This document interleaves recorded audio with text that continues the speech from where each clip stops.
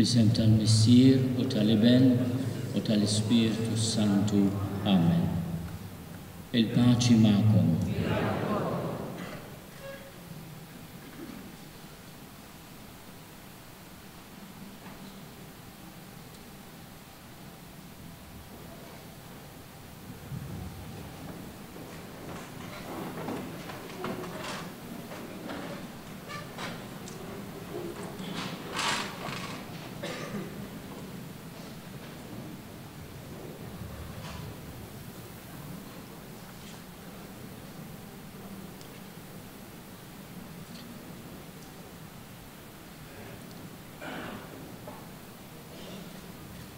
Eccellenza, Monsignor Charles J. Scicluna, Archbishop ta' Malta, Your Excellency Monsignor Alessandro, Apostolic Nuncio of Malta, Monsignor George Bugeja, Franġiskan, Vigario Apostolico ta' Tripoli u Amministratur Apostoliku ta' Benghazi, il-Libja, Monsignor Paolo Darmanin, Franġiskan Kapuċin, Isqof Emeritus ta' Garissa, il-Kenja, Ministru Provinċjal, Father Richard Stanley Grech, ħuti fis-saċerdozju reliġjużi, ħuti fi Kristu.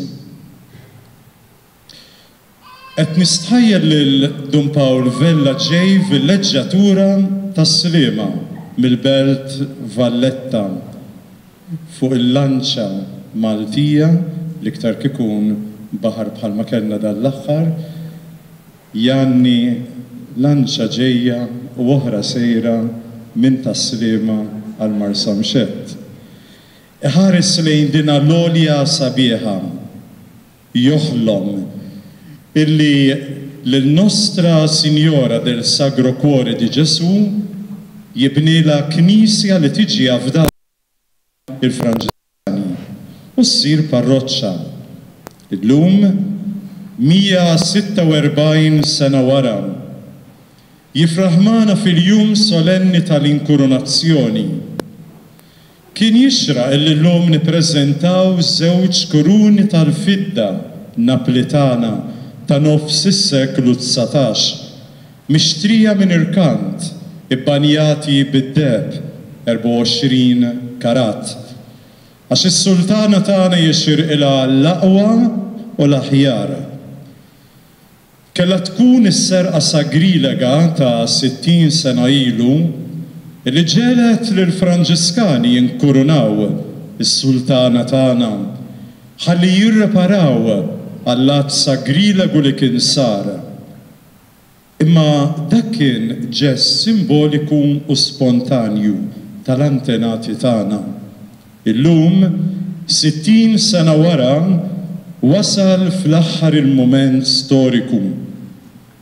B'digriet tal-eċċellenza tiegħek, Monsignor Arċisqof, illum, 29 ta' Settembru 2018, se tiġi inkurunata kif jixraq b'mod solenni is-sultana tagħna tal-qalb ħelwa ta' Ġesu, ġrajja, illi sejra tissiġilla l-100 sena mit-twaqqif tal-parroċċa tagħna.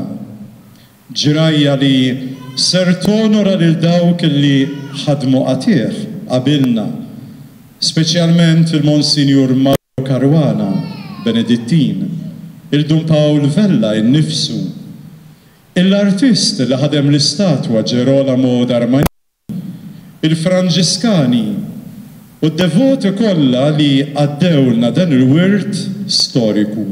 Ġrajja li qegħdin nassistu għalih aħna illum il-lejla. Grazzi lilek, Eċċellenza, tal-ħsieb nobli tiegħek. U b'rat ta' ħajra għal dan aħna nitolbu illum lis-sultana tagħna sabiex tkompli tbirkek, tħarsek u tipproteġik bħala raj tagħna. Ġrajja li ser torbotna b'responsabiltajiet kbar bħala santwarju Marjan. Ġrajja li nibqgħu nirrakkontaw lil uliedna u lill-ġenerazzjoni ta' warajna Mas-salmista aħna sa nibdew ngħidu kollha ġmiel bint is-sultan bil-ġawar min suġ bid-deb il-biesa. Marija hija s-sultana x'hija l-om liben ta' Alla u għax aħna wlieda aħna wkoll għad ġurnata nkunu nkurunati fis-sema kulħadd skont il-kuruna li tkun ħadem għaliha. Bl-inkurunazzjoni ser inwedu lejaltà li omna l-Knisja mqazza jara li għandha leħen profetiku. B'qalb ta' bi-stil ġdid bħala santwarju. Il-Knisja tas-Sagro Cuor se tilbes libsa ġdida, stil ġdid, a welcoming environment, ambjent akkoljenti. Neżajniela il-kuruni li qdiemu sew maż-żmien u se nlibsuha kuruni ġodda. Bierek eċċellenza dawn il-kuruni u bierek il-ħidma tagħna il-Franġiskani biex fuq l-istedina tal-Papa Franġisku nitalmu niċħdu l-ispiritwalità vojta u nħamġu idejna bil-problemi tan-nies biex kif tajt int ukoll eċċellenza naħdmu in bonum et in servizzium. Kif qaluli xi turisti fil-festa titolari, you Franciscans managed to create a welcoming environment in your church, and we really want to thank you for that. Ninaqdu mal-ferħ li hemm fis-sema f'pajjiżna u qudiem it-tron Majestus ta' Alla l-imbierek nisimgħu lis-sultana tagħna trodlu ħajr f'isimna iju tgħidlu bħalissa Magnificat anima mea Dominum, ruħi tfaħħar il-kobor tal-mulej, et exuldavit spiritus meus in Deo Salvatore meo. U aħna minnaħa tagħna ngħidula viva dejjem is-sultana tal-qalb ħelwa ta' Ġesu.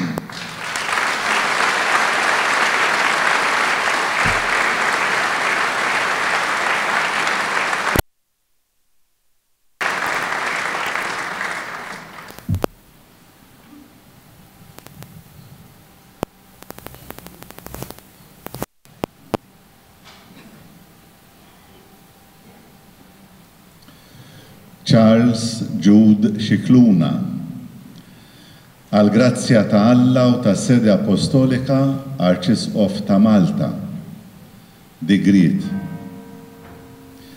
Il-Knisja malma mill-Ispirtu Santu issellem lill-Verġni Mqazza Marija l-amara regali li fiha s-Sultan ta' żminijiet kollha bħal ġisem bħal tagħna, bħala Sitt u Sultana tagħna. Biex tiġi nfakra din id-dinjità ekkolja tal-Verġni Marija, fost sinjali oħra ta' ġieħ daħlet ukoll id-drawwa illi jżejnu b'kuruna ta' Sultana iġbijat tal-Verġni Marija li huma miqjuma b'mod speċjali mill-poplu tal-Alla. Wara ħidma sfiqa għal ġid tal-poplu tal-inħawi ta' taslima minn Dun Pawl Vella u ħafna lajċi devoti, il-Knisja parrokjali dedikata lill-Alla taħt it-titlu tas-Sultana tagħna tal-Qalb Imqazza ta' Ġesu ġiet affdata f'idejn il-patrijiet tal-Ordni Franġiskan Minuri.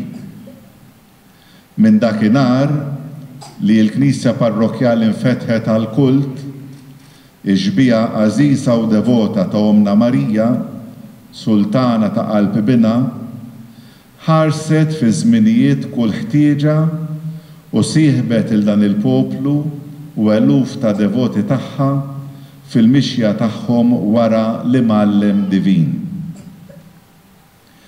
Wara li aħna lqajna t-talba tal-komunità parrokjali li matul din is-sena qed tiċċelebra l-100 anniversarju mit-twaqqif tagħha fid-29 ta' Settembru 1918, mill-predeċessur tagħna Isqof ta' Malta Don Mauro Caruana li jfissru 100 sena u iżjed ta' rabta qawwija tal-poplu mas-Sultana tagħna tal-Qalb Imqazza ta' Ġesu, bis-seta' mogħtija lilna ninkurunaw l-istatwa titolari tas-Sultana tagħna tal-Qalb Imqazza ta' Ġesu, kuruni ta' ġieħ u fl-istess ħin niddikjaraw solennement il-Knisja Parrokjali li fiha hija miqjuma din iġbija bħala santwarju tal-Verġni Marija li minn qalba ta' tgħidilna dejjem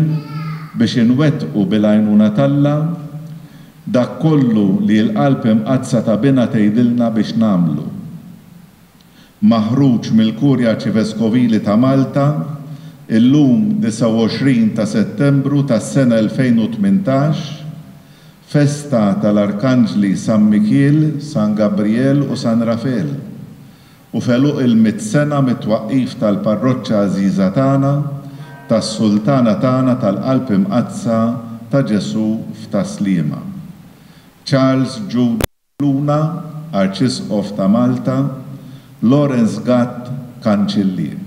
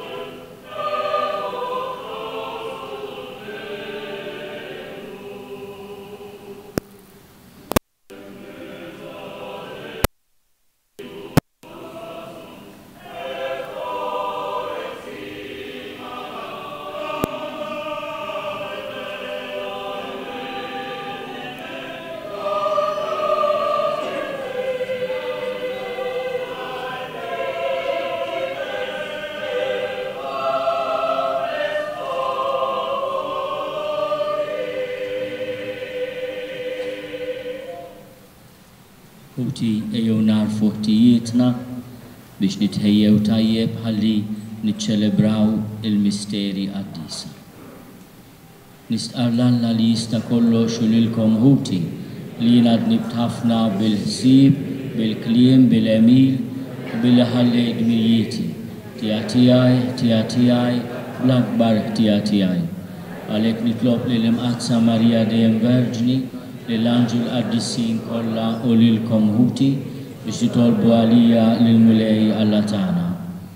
Niħenna lina Alla li jista' kollox jaffrilna dnubietna u jwassalna għal ħajja ta' dejjem.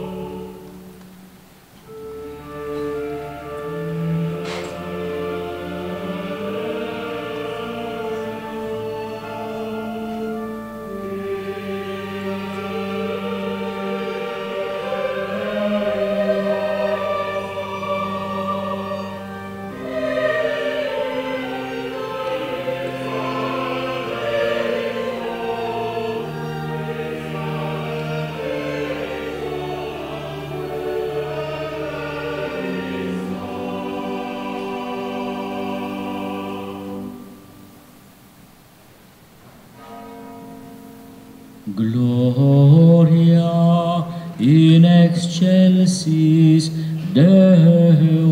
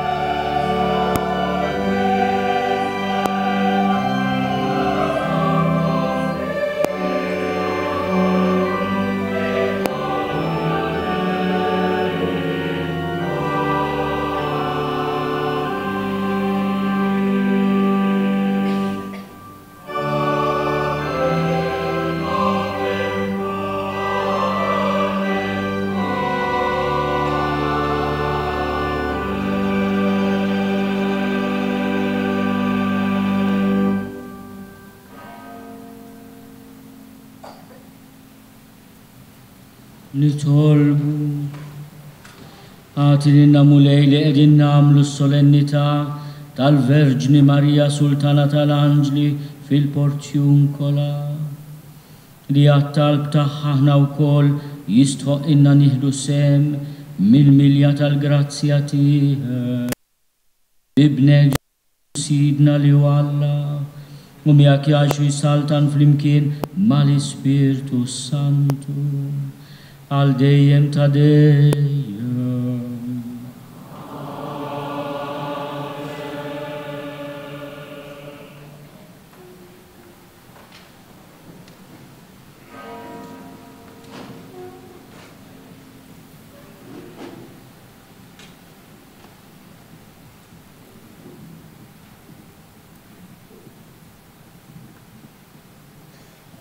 Qari mill-ktieb ta' Bin Sirak. L-erf ifaħħar lilu nnifsu u jiftaħar f'nofs il-poplu tiegħu. Jiftaħ fommu fil-ġema tal-oli u jiftaħar quddiem qawwietu. Jien bħal balluta frixt il-frijaj tiegħi.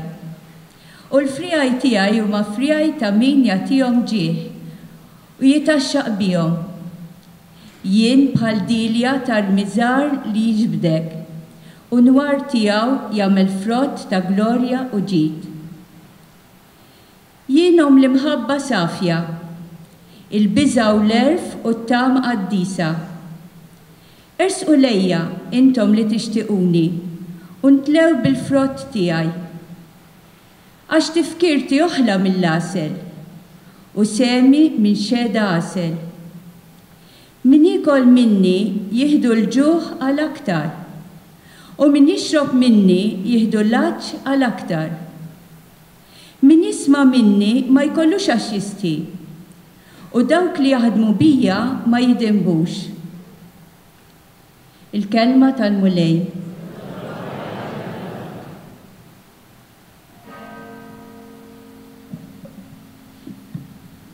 Najdu flimkien. Is-Setan jagħmel miegħi ħwejjeġ kbar għad-dis u l-isem tiegħu.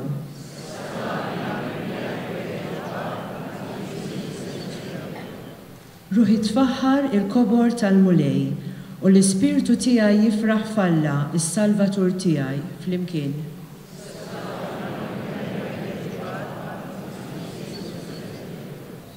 Għaxu xeħet għajneh fuq iċ-ċokon tal-qaddejja tiegħu.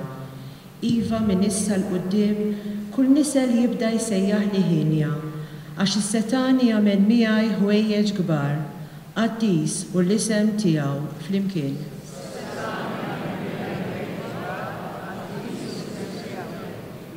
Iħnina tiegħu tinfirex f'kull żmien fuq dawk li jibżgħu minnu u wera l-qawwa ta' driegħu xerret lil dawk li huma mkabbra f'qalbhom flimkien.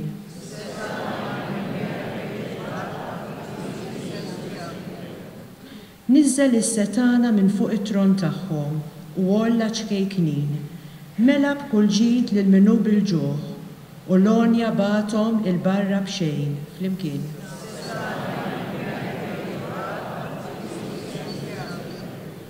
Ħaħsib Iżrael għaddej tiegħu għax ftakar fil-ħniena tiegħu bħalma wieħed lil missirijietna bris Abram u nislu għal dejjem flimkien.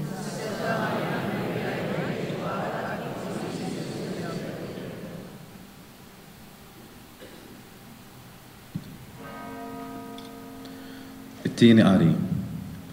Qari mill-lettra ta' San Pawl Apostlu lil-Galatin. Ħuti. Meta waslet il-milja ta' żmien, Alla bat lill-ibnu, imwielet minn mara, imwielet taħt il-liġi, biex jifdil il dawk li kienu taħt il-liġi, biex ikonna l-adozzjoni ta' ulied. U għax intom ulied, Alla bat l-Ispiritu ta' ibnu f'qalbna jgħajjat, Abba, missier. U hekk m'intix iżjed il-sir, iżda jben. U jekk iben, werrit ukoll permezz ta' Alla. Din il-kelma tal-mulej.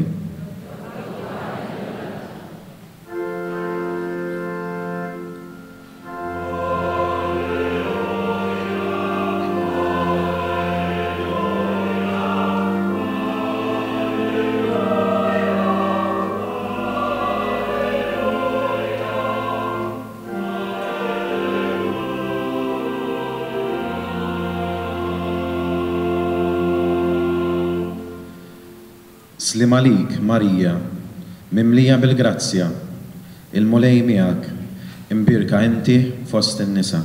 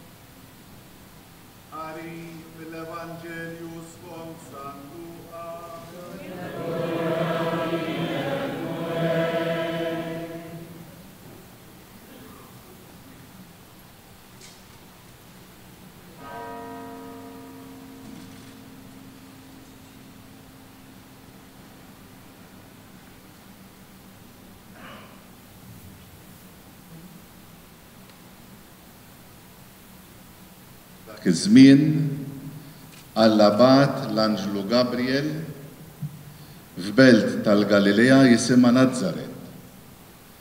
Għand xebba marsa ma' raġel jismu Giuseppi mid-dar ta' David. Dix-xebba kien jisimha Marija. L-Anġlu daħal għandha u qalilha Slim għalik mimlija bil-grazzja. Il-mulej miegħek. Itħawdet ħafna għal dan il-kliem. U bdiet taħseb bejna u bejn ruħha setet qatt tfisser din it-tislima. Iżda l-Anġlu qalilha tibżax Marija, għax int sib grazzja quddiem Alla. Ara, inti se tnissel fil-ġuf u jkollok iben u semmih Ġesu. U jkun kbir u jkun jissejjaħ bin il-għoli. Il-mulej Alla jagħtih it-tron ta' David missieru u jsaltan għal dejjem fuq dar Ġakob u ma jkunx hemm tmiem għas-saltna tiegħu.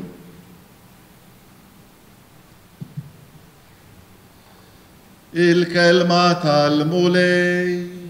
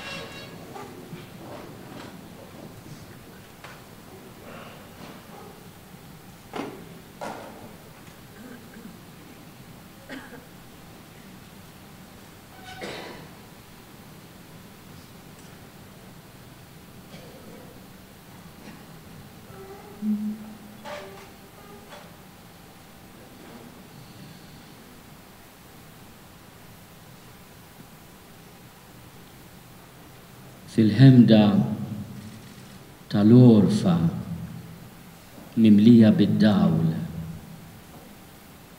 Int sbejħa, int ġbejba tas-safa miġbura fit-talb.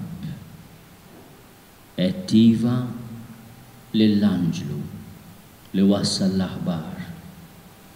U l-qawwa tal-għoli għattietek bħal star.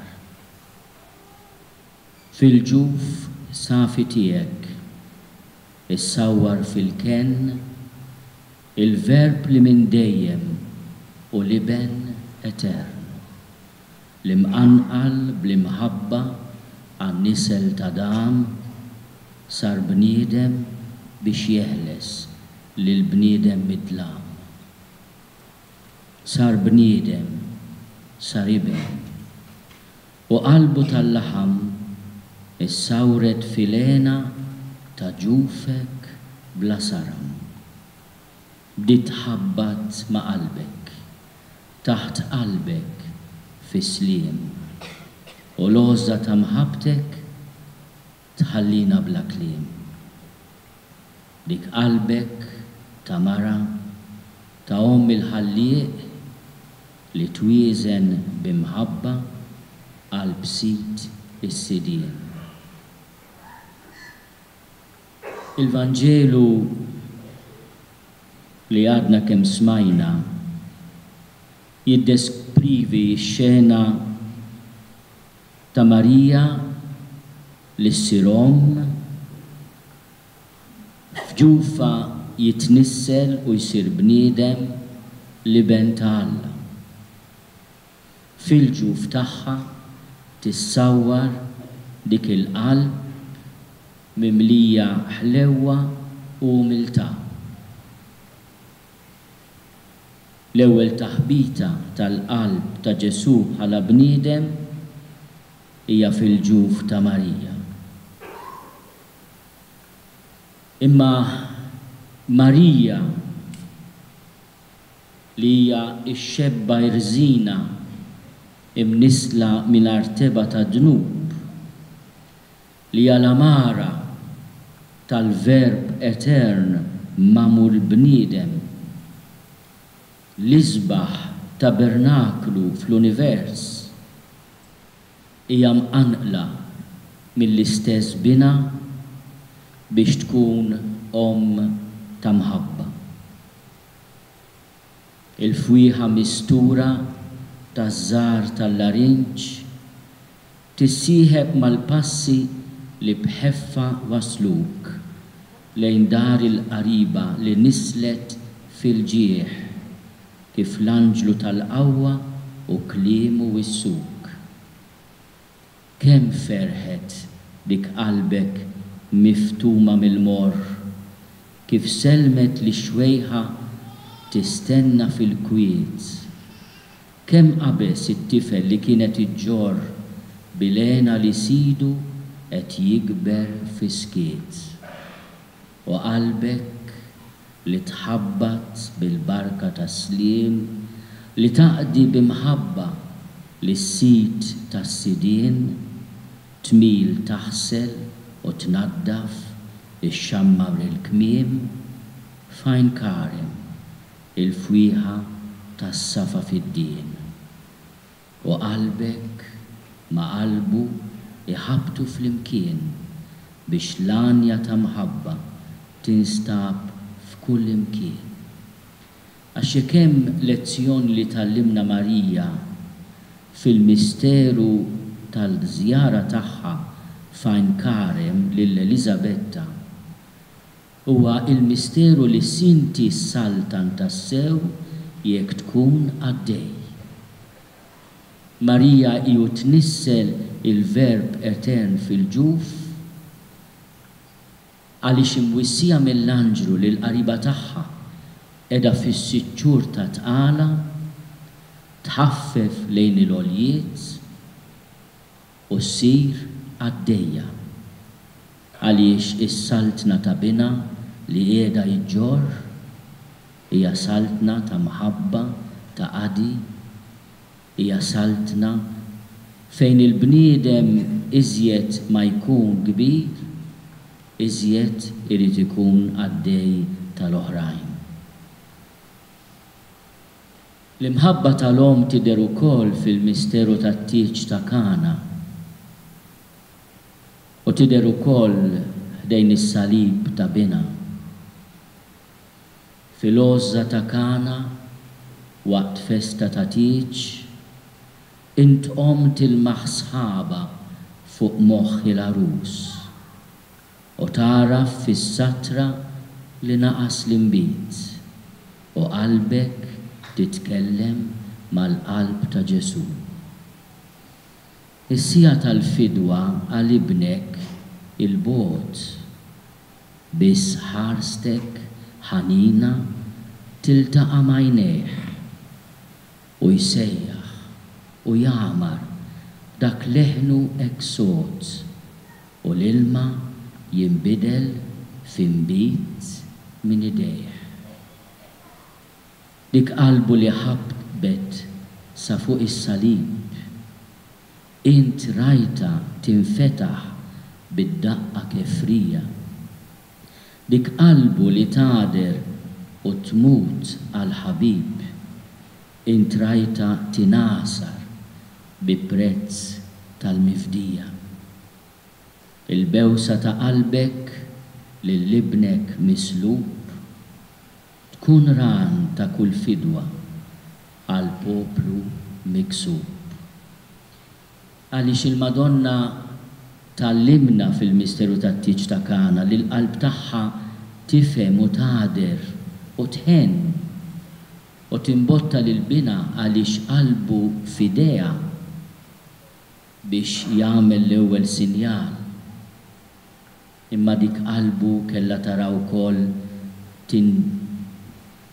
tinqasam bil-lanza tal-kefrija u minna joħorġu d-demm u l-ilma. Hija mhux biex ix-xut tal-qalb minfuda ta' Bina imma tilqa' it-testament tiegħu tal-imħabba. Illum irrid nimmaġina lill-arkanġli Mikiel, Gabriel u Rafael iselmu lis-sultana tal-anġli, lis-sultana tagħhom. Mikiel isellimlek, reġina tal-qalb, tal-iben ta' Alla li bħalu m'hawn ħadd. Imil bħerqa kbira mimlija bit-talb li l-għadu jintrebaħ u emilu jinħatt.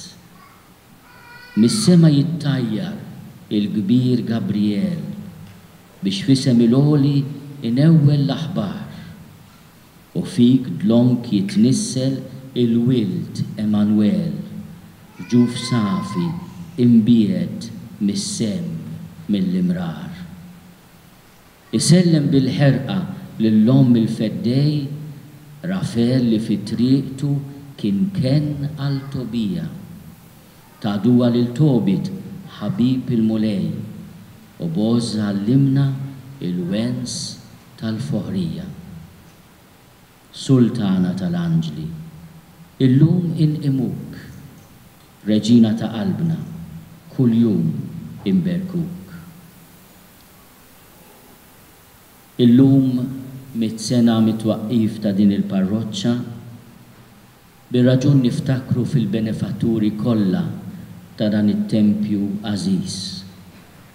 Fil-benefatturi ta' dan il-ġest li ma jridx ikun ġest frivolu, leġġer jew vojt.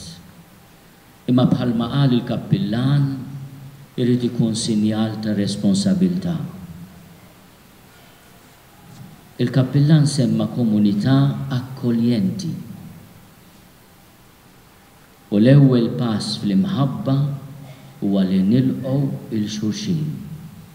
Love is acceptance. U hekk nitalmu mill-lom tal-qalb imqazza ta' Ġesu li aħna jekk inħobbu l-xulxin u nitalmu nadru lil xulxin inkunu qegħdin nibnu kultura ta' mħabba, ta' maħfra, ta' solidarjetà li tassew tagħmlilna ġieħ.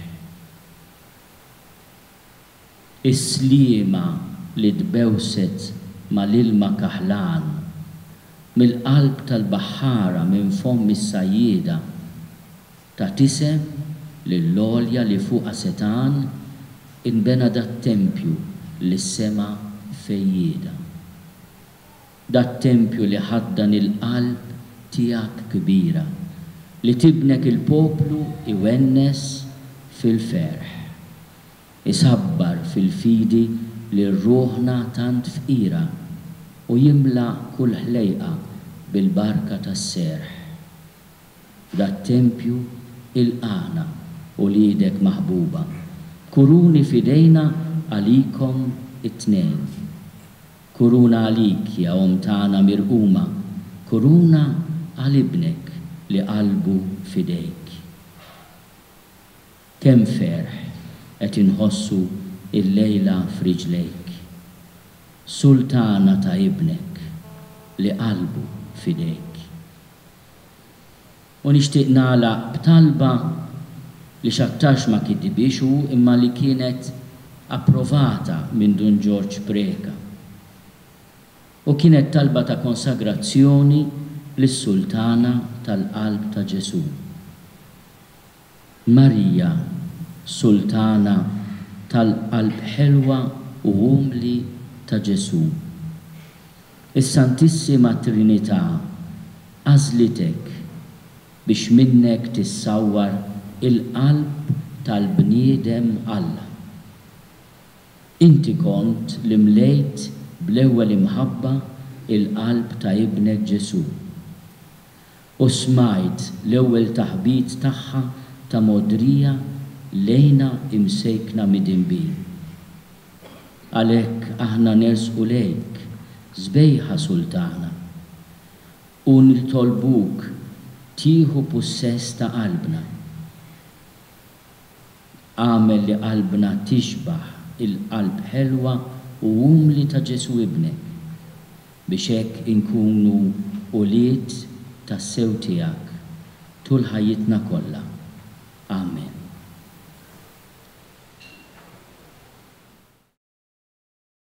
Imbirek int mulej sit is-sema u l-art, int ħanin u ġust, ixxerret lil dawk li huma mkabbra f'qalbhom u tolli ċkejknin.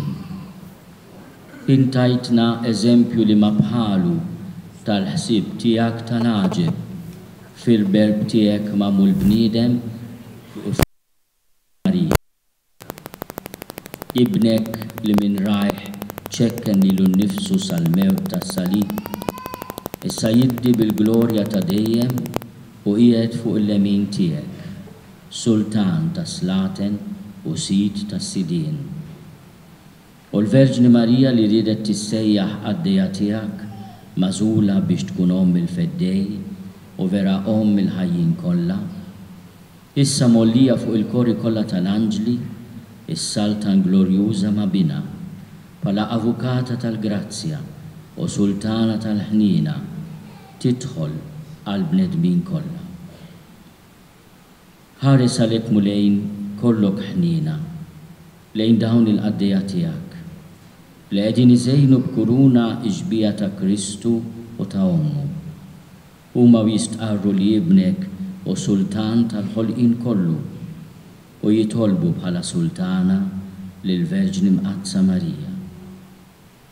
Huma jridu jimxu fuq il-passi tagħhom ħajaqduk u bil-ħeġġa kollha jgħinu lil xulxin huma u jħarsu il-kmandament tal-imħabba. Jridu jiġdu lilhom infushom u jinetaw kollhom kemm huma biex jirbħu għalik lil bnedmin ħuthom. Jridu jiċċekknu fuq l-art biex tollihom fis-smewwiet fejn inti żejjen bil-kuruna tal-glorja lil qaddejja fidili tiegħek bi Kristu Sibna.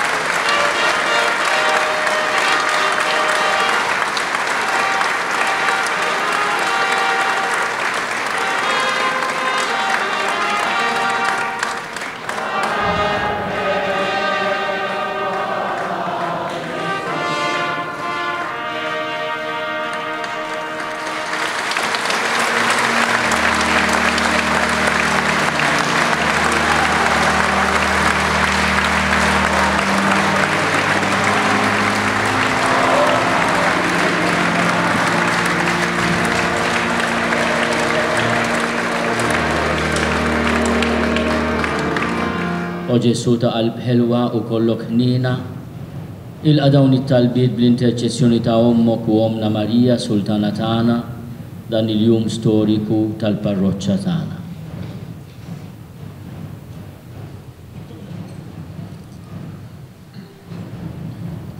Kun infaħħar mulej għall-Knisja, għall-kelma tiegħek, għas-sagramenti li intajtomna b'sinjal tal-preżenza tiegħek fil-mixja tagħna bħala nsara f'din id-dinja. L-interċezzjoni ta' Marija, Sultana tagħna, qawwi l-Knisja tiegħek immexxija mad-dinja bl-Ispirtu ta' ibnek biex tgħix kif għexet Marija. Nitolbu. Ismana nitolbuk mulej.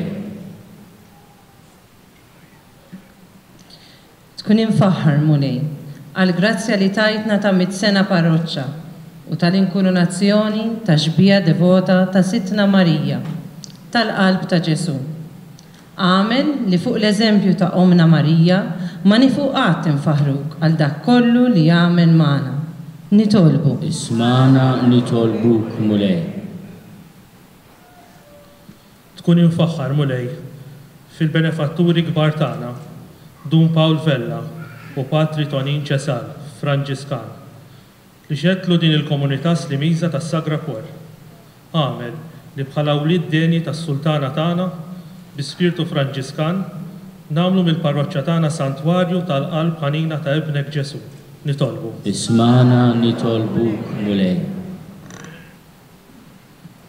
Tkun infaħħar mulej għal tant saċerdoti reliġjużi u familji nsar li ħarġu mill-parroċċja tagħna. Bl-interċessjoni ta' Ommok Marija ta' Nazaret, kompli berek il-parroċċja tagħna b'vokazzjonijiet saċerdotali u reliġjużi u familji skont il-qalb ta' ibnek Ġesu. Nitolbu. Ismana nitolbuk mulej. Tkun infaħħar mulej għal tant ħidma volontarja u sens kbir ta' solidarjetà f'kull qasam tal-ħajja pastorali tal-parroċċja tagħna. Fuq l-eżempju ta' Marija fi żjara lil qariba tagħha Eliżabetta, saħħaħ dejjem l-ispirtu ta' solidarjetà u volontarjat fil-parroċċja tagħna. Nitolbu. Ismana nitolbuk mulej.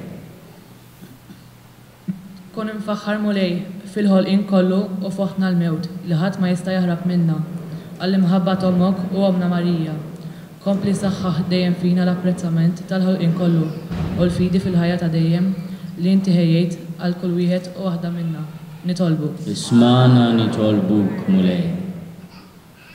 O missier tana li zjed qaddis ħalliq tana, isma dawn it-talbit tana watina li fuq l-eżempju ta' ibnek u Omna Marija namlu dejjem ir-rieda qaddisa tiegħek bi Kristu Sidna.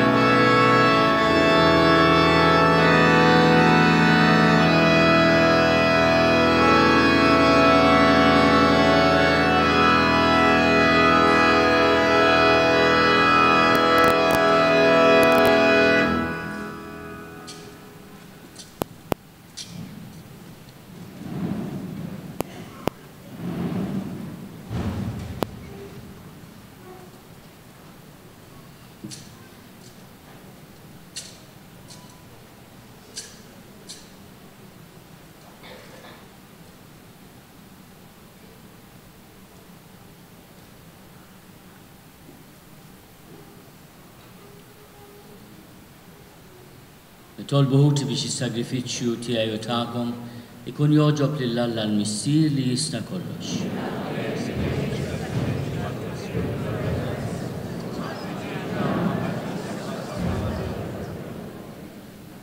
Ferħanin fis-solennità tal-Verġni Mqazza Marija, Omm il-Maħfra, se nofrulek mulej is-sagrifiċċju ta' tifħir, din il-qima qaddisa u l-grazzja tiegħek. Għamel li niksbu dejjem iżjed il-frott tal-fidwa tagħna bi Kristu Sidna.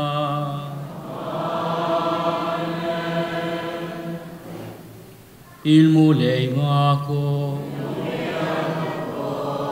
nerfgħu qlubna l-fuq, niżuħal il-mulej Alla tagħna.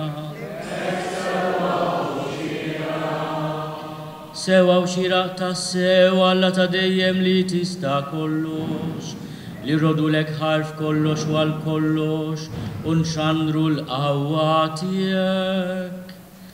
Inti fil-kobor blaqis tal-ħnina tiegħek, ma titlaqx weħidhom lil dawk li jitbedu minnek u treġġaħhom lura għal imħabtek. Għaliex int lil Verġni Mqazza Marija li ma kienx taf x'inhu dnu, tajta qalb kollha ħnina għal midin bin. Huma u jintrebħu bl-imħabba tagħha ta'hom li għajduru jitolbuha maħfra. Huma u jikkontemplaw il-ġmil tas-safa ta' ruħha, iħabirku biex żommu ruhom il-bot minn kull tiġnis ta' dnu. U waqt li jaħsbu fuq il-kliem u l-eżempju tagħha, jiftakru li għandhom jagħmlu dak li għajdilhom ibnek il-Aziz. Bih il-tajja kollha tal-anġli ferħan għal dejjem quddiemek iqimu l-kobor tiegħek. Flimkien ma tagħhom il-qani tolbu dan it-tifħir tagħna waqt li magħhom nifirħu ntennulek.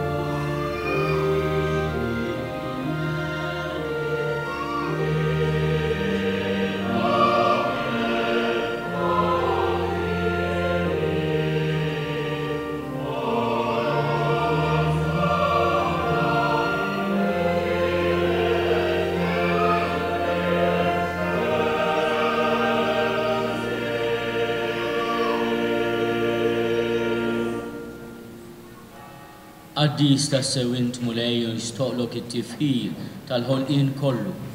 Għax bibnek Ġesu Kristu sidna u bil-qawwa tal-Ispirtu Santu, inti tagħti l-ħajja, kollox tqaddis u tibqa' dejjem tiġbor għalik poplu biex mintlu ix-xemsa sanżula issirlek offerta safja. Għalhekk mulej ġejna quddiemek dawn l-offerti biex ikunu konsagrati lilek, miċ-ċopontana nitolbuk qaddishom bl-Ispirtu tiegħek biex isiru il-ġisem u d-dem ta' ibnek Ġesu Kristu sidna, li bi kmandament tiegħu qegħdin niċċelebraw dan il-misteru. Għaxu fil-lejli fi ħinata għalina ħal ħobs, radlek il-ħajr, birek, qasam, tali d-disċipli tiegħu u qal. Ħudu u kulu l-koll minn dan, għax dan huwa ġismi li jingħata għalikom.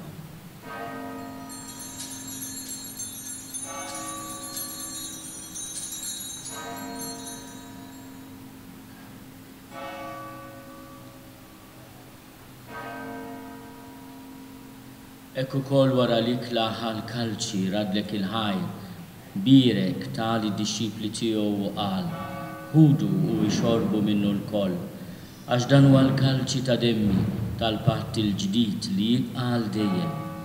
Id-dem li xerret għalikom u għal-bnedmin kollha għal maħfra ta' dnubiet, għamlu dan tifkira tiegħek.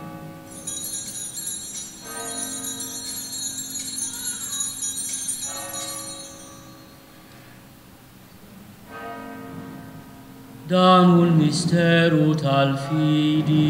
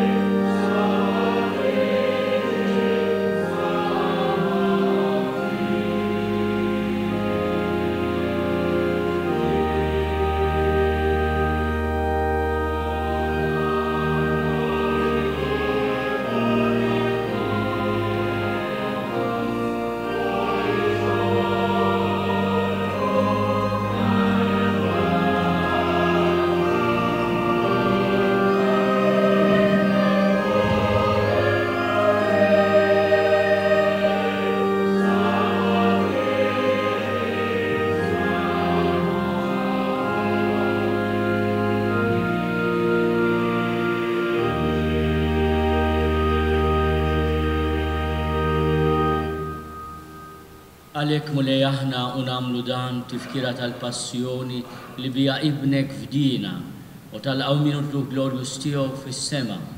Aħna li qegħdin nistennew u nittamaw it-tinimiġja tiegħu brat il-ħajr nofrulek dan is-sagrifiċċju ħaj u qaddis.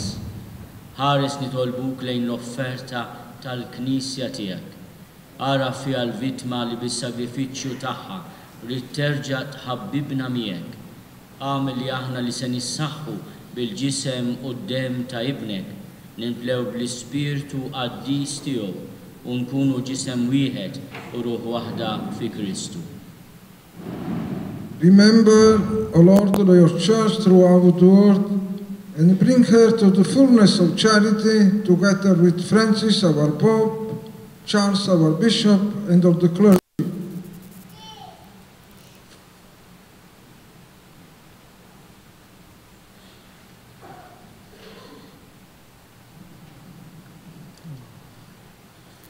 Nitolbuk li jagħmel minna offerta li tibqa' l dejjem quddiemek biex inkunu nistgħu niksbu l-wirt mal-magħżulin tiegħek, mal-Verġni Mqazza u l-Om Alla Marija, mal-raġel tagħha San Giuseppe, mal-Apostli u l-Martri glorjużi tiegħek, ma' San Franġisk missierna u mal-qaddisin kollha li kif nittamaw jidħlu dejjem għalina quddiemek. Amen. Nitolbuk mulej din il-vittma li terġa' tħabbibna miegħek tkun taslim u salvazzjoni Wettaħ fil-fidi fil-imħabba l-Knisja tiegħek tu l-mixja taħ fid-dinja, il-qaddej tiegħek il-Papa Franġisku, l-Isqof Dana Charles, l-Isqof Joseph li qed jgħinu, il-Kolleġġ Episkopali, il-Ministri kollha tiegħek u l-poplu kollu li inti ksibt għalik. Il-qabittiva, it-talb u xewqat ta' din għal-familja li inti ritta tinġabal madwarek. Għadem bissir ħanin li l-idek kollha kull fejn jinsabu u għaddhom miegħek il-koll. Ħenna l-ħutna mejtin u għal dak kull għallew din il-ħajja fis-sewwa tiegħek. Niftakru b'mod speċjali tant patrijiet ħutna devoti tas-sultana tagħna li bla dubju ta' xejn xtaqu kienet ħolma tagħhom dak li qegħdin ngħixu aħna llum. Daħħalhom fis-saltna tiegħek fejn ittamaw li aħna wkoll qed naslu biex il-koll fl-imkien itax u għal dejjem bis-seb tiegħek bi Kristu Sidna li bejn titfawwer id-dinja b'kull ġid. Bi Kristu ma' Kristu u fi Kristu jingħata lilek Alla missier li tista' kollox fl-imkien mal-Ispirtu Santu kull ġew glorja għal dejjem ta' dejjem. Ejjew nitolbu kif għallimna wridna nagħmlu Ġesu għas-salvazzjoni tagħna. Missierna li inti f'ismawiet jitqaddes ismek tiġi saltnatek, ikun li tritin kif is-sema hekk fl-art. Ofżna ta' kuljum għatina llum, aħfrilna dnubietna bħalma naħfru l-minu ħati għalina, la ddaħħalniex fi tiġrid iżda eħlisna mid-deni. Eħlisna nitolbuk mulej minn kull deni, għatina fi tieb ħlina tiegħek il-paċi fi żmien biex inkun ħielsa dejjem mid-dnub u mħarsa minn kull inkwiet. Aħna u nistennew u nittamaw ilena u l-miġja tas-Salvatur tagħna Ġesu Kristu. Mulej Kristu li għadt lill-apostli tiegħek inħallilkom is-slim nagħtikom is-slim tiegħi. La tħares lejn dnubietna, iżda lejn il-fidi tal-Knisja tiegħek. Għati jaslimu l-għaqda li int trid fiha, int li tgħixu s-saltan għal dejjem ta' dejjem. Il-paċi tal-mulej tkun dejjem magħkom. Għatu l-paċi lil xulxin.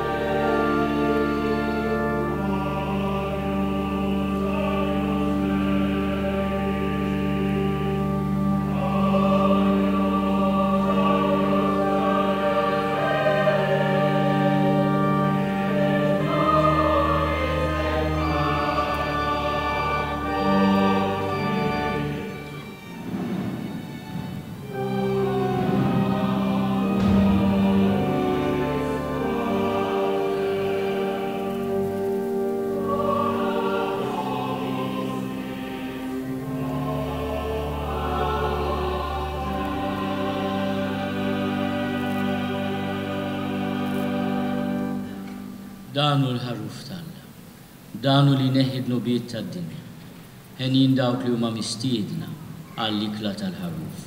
U lej ma jistoqlix li tidħol taħt is-saqaf tiegħi, ifrajt biss kelma waħda u ruħi tkun ifejha.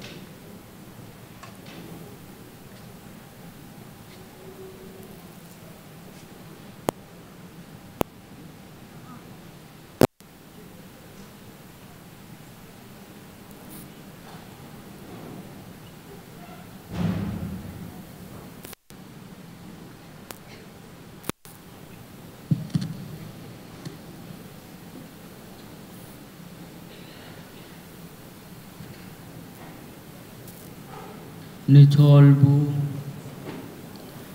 o missier tana li ziet qaddis ħalliet tana isma dawn it-talbit tana u għatina li fuq l-eżempju ta' ommi ibnek u ta' omna Marija l-għamlu dejjem irrida qaddisa tiegħek bi Kristu sidna.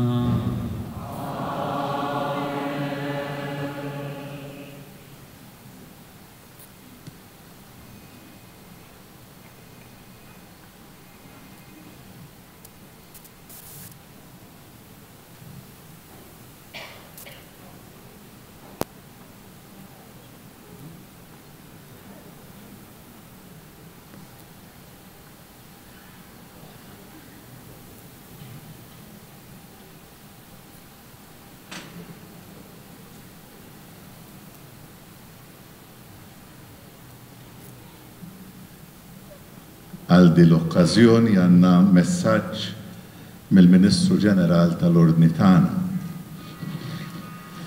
Carissimo Fra Richard, il Signore di pace. Sono venuto a conoscenza tramite Padre Sandro Overend che la nostra parrocchia della Madonna del Sacro Cuore a Slima compirà 100 anni il 29 settembre 2018. E in questa occasione speciale Sua Eccellenza Monsignor Charles J. Scicluna, l'Arcivescovo Metropolita, ha voluto incoronare la bellissima e magnifica statua di Nostra Signora del Sacro Cuore, tanto devota ed amata dalla comunità cristiana e di fedeli a Malta. Con queste notizie di gioia e speranza che mi sono giunte, vorrei inviare il mio augurio ed un abbraccio fraterno a tutti i frati e tutta la comunità cristiana che fa parte della suddetta parrocchia di Slima. L'Altissimo e l'Onnipotente ha sorriso ai cittadini di Slima e li ha benedetti in un modo speciale ora che la Chiesa sarà elevata a santuario mariano. Questo ci porterà gioia e speranza, ma anche responsabilità da parte di tutti noi in pellegrinaggio nel cuore della Chiesa. Vorrei ringraziare di cuore e salutare in modo speciale l'Arcivescovo Metropolita di Malta, Sua Eccellenza Monsignor Charles J. Scicluna, che è stato sempre molto vicino al nostro ordine dei frati minori, i vescovi presenti, i sacerdoti, i frati ed i religiosi, gli islimesi ed il popolo maltese che segue questi eventi speciali di fede e di devozione, che fanno anche parte della nostra storia francescana di Malta. Sono sicuro che i frati figli di San Francesco d'Assisi continueranno ad amare la devozione mariana nella fede e nella carità e ad evangelizzare con l'aiuto della Vergine Santa il popolo di Dio affidato nelle loro mani, seguendo gli insegnamenti del Santo Padre e del Magistero. Che la Vergine Maria del Cuore Sacro di Gesù ci protegga sempre e dovunque. Viva la Madonna del Sacro Cuore, con la mia benedizione, Father Michael A. Perry, Ministro Generale e Servo.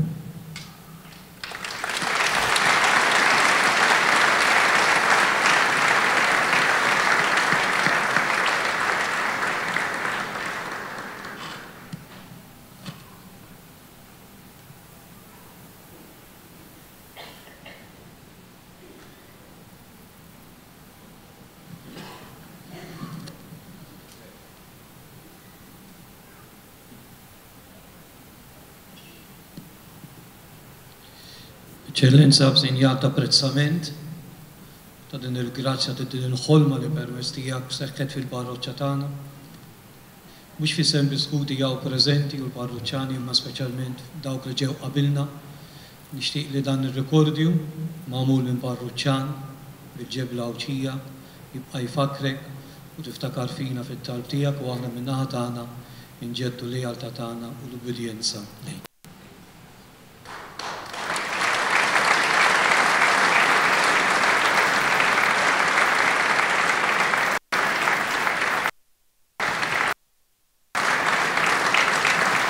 Xogħol tal-iskultur Roni Pisani.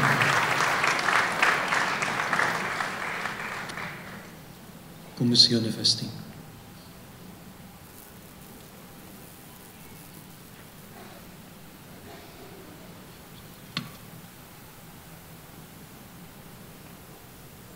Fisem il-Kommissjoni Festi, għanna tifkira għalik, Eccellenza, nitolbuk tiftaħa.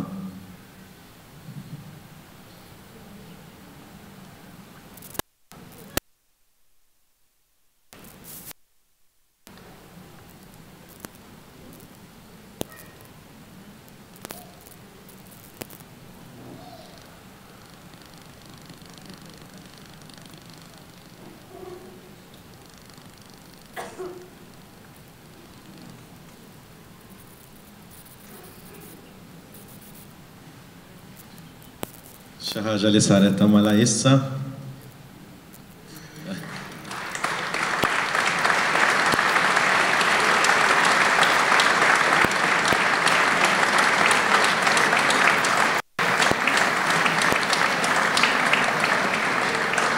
Apprezzament żgħid talli oġbok taqsam din il-festa magħna hawn preżenti wkoll. Bl-assekk il-Kummissjoni Festi wkoll ħadet ħsieb toħroġ xi tifkiriet li jfakru il-100 sena parroċċa kif ukoll l-inkoronazzjoni solenni u llum ħarġet set ta' żewġ First Day covers kif ukoll set bolol li ħarġu mill-posta bit-timbri u fosthom hemm l-emblema tiegħek ukoll. Kollok tifkira tagħhom ukoll.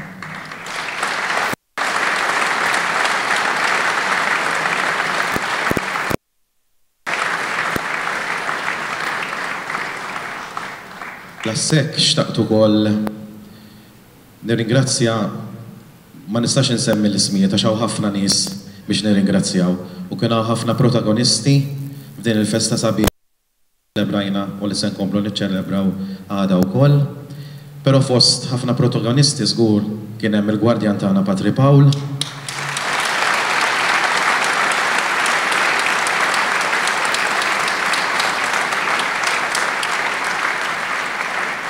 Kif stajtu tisemgħu din il-qoddisa sabiħa kienet ukoll imżejna bil-mużika u l-organi li aħna nirrestawraw. Dak huwa parti żgħira li tiġa rrestawrat, jiġifieri la jkun restawrat nistgħu nimmaġinaw x'ħoss sabiħ se joħroġ minnu. Patri Pawl beda l-fond tiegħu biex jitranġa dan l-organi li ammontaw xi 80,000. Aħna minna talba lil Good Causes Fund u per ħafna nies fost minħat tal-Ministeru tal-Finanzi, Dr. Edward Ċikuna, kif ukoll xi nies oħra li għenu wkoll sabiex aħna napplikaw biex nieħdu xi fondi minn dan il-fond, kien hemm ukoll is-Sur Nikaj Spiteri, kif ukoll is-Sur Paul Vella, tru anki l-Onorevoli Dr. Manuel Malli. U l-biera għandna ċek sabiħ sabiex inkomplu naraw dan l-organi ta' 20,000.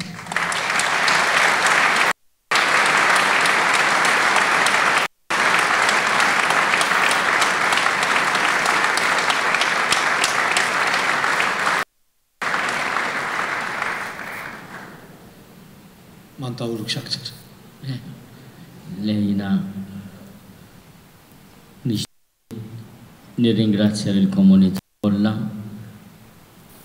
ta' din il-parroċċa Slimiża. Nafdaw ruħna fidejn Sittna Marija Sur tal-Qalb ta' Ġesu. U nitolbuha, nitlobkom titolbu miegħi għall-Papa. Il-Papa talabna li f'Ottubru li ġej, ix-xahar li jibda nhar it-Tnejn, nitolbu t-talba tar-Rużarju skont l-intenzjonijiet tiegħu. Ukoll l-antifona antika taħt il-ħarsien tiegħek nistkennu subtuum presidium u nitolbu wkoll it-talba ta' San Mikiel. U jiena nixtieq iwassal din ix-xewqa tal-Papa li ġiet inħabbra illum permezz ta' komunikat tas-Santa Sede u nixtieq anke l-għanet nirringrazzja l-medja kollha li xandru din il-liturġija sabiħa imma nixtieq li nisimgħu il-kelma tal-Papa u x-xahar ta' Ottubru li dal-waqt jibda inqazzuh bit-talba għażiża ta' Rożarju. Iż-żewġ talbiet li qed jitlobna il-Papa biex fit-tmiem ir-Rożarju aħna l-Maltin għandna drawwa sabiħa nitolbu skont l-intenzjoni tiegħu, drawwa sabiħa ħafna, imma nżidu dawn iż-żewġ talbiet li qed jixtieq li nagħmlu. L-antifona sabiħa anke nitlob il-kappillani jagħmlu jistampaw ftit di talba kemm taħt il-ħarsin tiegħek nistkennu u mqaddisa Talla u anke it-talba lil San Mikiel Arkanġlu id-defendina idħol għalina fit-taqbida. Jiena nixtieq nirringrazzjakom ta' din l-esperjenza sabiħa, ta' din il-liturġija sabiħa, nitlobkom pjaċir, nagħtu applaws lil patrijiet. Nagħtu applaws.